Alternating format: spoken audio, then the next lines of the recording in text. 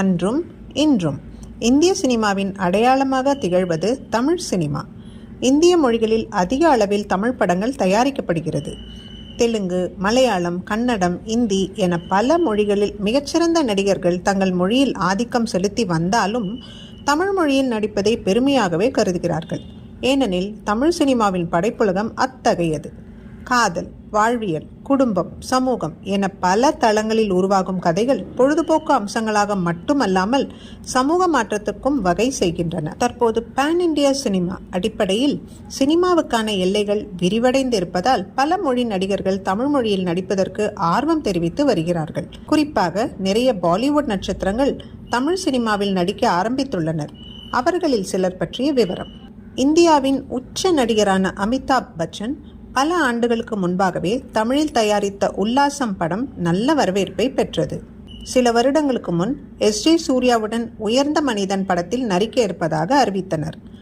ஆஜானுபாகுவான நடிகர்களில் ஒருவரான சஞ்சய் தத் KGF 2 படத்தின் மூலம் தென்னிந்திய ரசிகர்களுக்கு அறிமுகமானார்.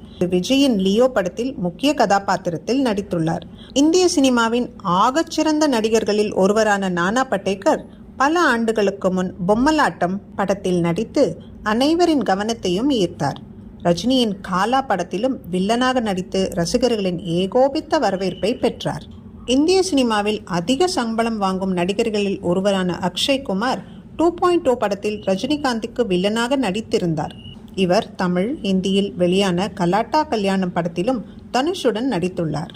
சினிமாவில் குறுகிய காலத்தில் புகழ்பெற்ற நடிகர்களில் ஒருவராக மாறிய நவாசுதீன் சித்திக் தமிழில் ரஜினியின் பேட்ட படத்தின் மூலம் தனது கணக்கை தொடங்கி இருக்கிறார். உலக அழகியான ஐஸ்வர்யா ராய் இருவர், ஜீன்ஸ், கண்டுகொண்டேன், ராவணன், எந்திரன், பொன்னியின் செல்வன் ஆகிய தமிழ் படங்களில் நடித்திருக்கிறார். பெண் சிங்கமான கங்கனா ரனாவத் ஏற்கனவே ஜெயம் ரவியின் தாம்தூம் படத்தில் கதாநாயகியாக அறிமுகமாகி தலைவி படத்தில் மறைந்த முதலமைச்சர் ஜெயலலிதா கதாபாத்திரத்தில் நடித்தார்.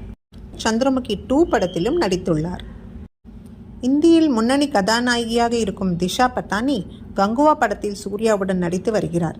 ரஜினியின் காலா படத்திலும் அஜித்குமாரின் வலிமை படங்களிலும் ஹூமா கைரேஷி நடித்துள்ளார்.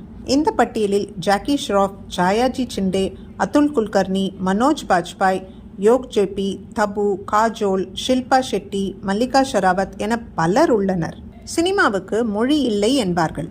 அந்த வகையில் சிறந்த பாலிவுட் நடிகர்கள் தமிழ் மொழியில் நடிப்பதை தமிழ் ரசிகர்கள் வரவேற்கிறார்கள் என்பதை அந்த படங்களின் வெற்றி நிரூபணம் செய்துள்ளது.